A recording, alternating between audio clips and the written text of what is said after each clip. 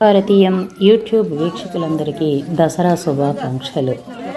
నవరాత్రులు, నవదుర్గలు, ఆధ్యాత్మిక విశిష్టతలు. శైలపుత్రి ఆధ్యాత్మిక సాధన మనలో ఉన్న అజ్ఞానాన్ని తొలగించును అని తెలియజేసేది శైలపుత్రి.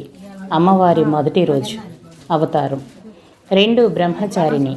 నిరంతరం బ్రహ్మతత్వంతో అంటే శూన్యంతో, మూలాత్మతో అనుసంధానం అయి ఉండమని తెలియజేసేదే బ్రహ్మచారిణీ తత్వం. 2వ రోజు. 3వ రోజు చంద్రఘంట. ఎవరైతే మనస్సు నియంత్రణ కలిగి ఉంటారో వారికి త్రినేత్ర దృష్టి ప్రాప్తిస్తుంది అని తెలియజేసే తత్వమే చంద్రఘంట. 4 కూష్మాండ. విశ్వంలోని అన్ని చీకట్లను తొలగించి వెలుగును ప్రసాదించే మార్గం అందించే తత్వమే కూష్మాండ. 5 స్కందమాత. సాధకులు తమలోని అరిషడ్వర్గాలను జయించాలి అని తెలియజేసే తత్వమే స్కందమాత. కాత్యాయని.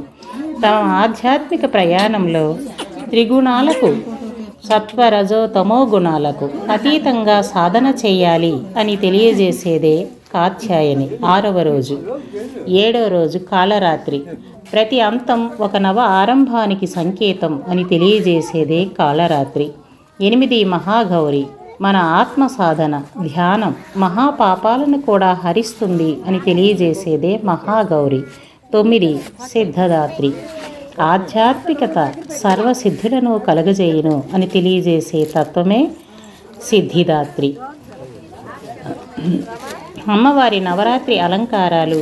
1వ రోజు బాల త్రిపుర సుందరి, 2వ రోజు గాయత్రీదేవి, 3వ రోజు అన్నపూర్ణాదేవి, 4వ రోజు మహాలక్ష్మీదేవి, 5వ రోజు మహాచండీదేవి, 6వ రోజు సరస్వతీదేవి, 7వ రోజు లలితాదేవి, 8వ రోజు దుర్గాదేవి, 9వ రోజు మహిషాసుర మర్దిని.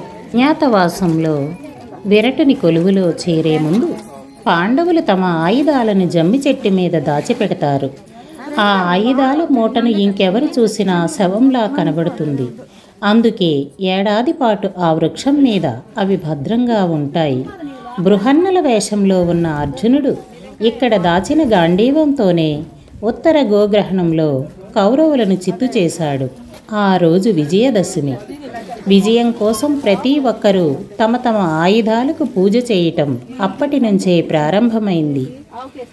అందుకే దసరాకి ఆయుధ పూజ చేస్తారు. ఓ రైతు నాగలి కర్రుని, మేస్త్రి తాపీని, విద్యార్థి పుస్తకాన్ని, పారిశ్రామికవేత్త యంత్రాన్ని, వారికి ఏది జీవితాన్నిస్తుందో దాన్ని పూజిస్తారు. వాటిని పూజిస్తే విజయాలు దక్కుతాయని మనస్ఫూర్తిగా నమ్ముతారు. ఇవన్నీ బాహ్యంగా కనిపించే ఆయుధాలు. మరి అంతర్గతంగా ఉండేవి కొన్ని ఉన్నాయి. ఆ ఆయుధాలని మనం తప్పకుండా ఎక్కడో జమ్మి చెట్టు మీద దాచిపెట్టాం.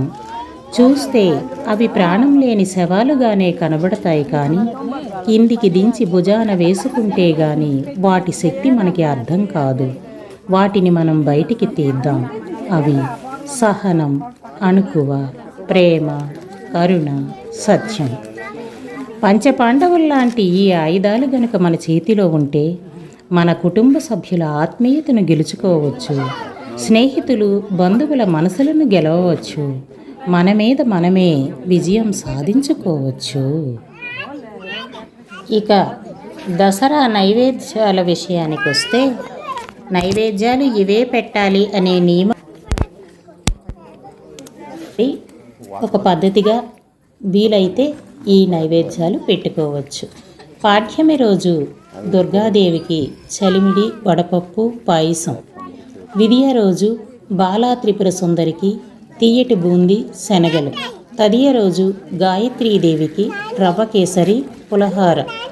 చవితి రోజు అన్నపూర్ణాదేవికి పొంగలి. పంచమి రోజు లలితాదేవికి పులహార, పెసరబూరెలు.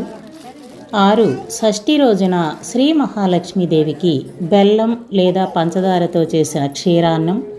7 సప్తమి రోజు సరస్వతీదేవికి మూలా నక్షత్రం రోజున అటుకులు, కొబ్బరి, శనగపప్పు, బెల్లం. 8 అష్టమి రోజు దుర్గాదేవికి దుర్గాష్టమి, గారెలు, నిమ్మరసం కలిపిన అల్లం ముక్కలు. నవమి రోజు శ్రీ మహిషాసుర మర్దిని, మహానవమి, చక్ర పొంగలి. 10. దశమి రోజు శ్రీ రాజరాజేశ్వరీదేవి విజయదశమి, దసరా, పులిహోర, గారెలు ఇవే నైవేద్యంగా పెట్టాలని నియమం కాదు. యథాశక్తి ఏది ఉంటే అది పెట్టుకోవచ్చు.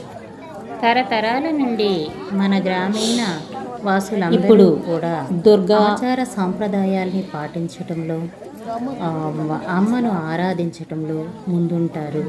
వాళ్ళందరికీ సకల శుభాలు జరగాలని, అమ్మ ఆశీస్సులు ఎప్పుడూ అందరినీ ఆనంద డోలికల్లో తేలియాడించాలని, పిల్లలంతా వృద్ధిలోకి రావాలని, పెద్దలంతా ఆరోగ్య ఐశ్వర్యాలతో అమ్మను చక్కగా పూజించుకోవాలని కోరుకుంటూ ఇంతటితో ముగిస్తున్నా.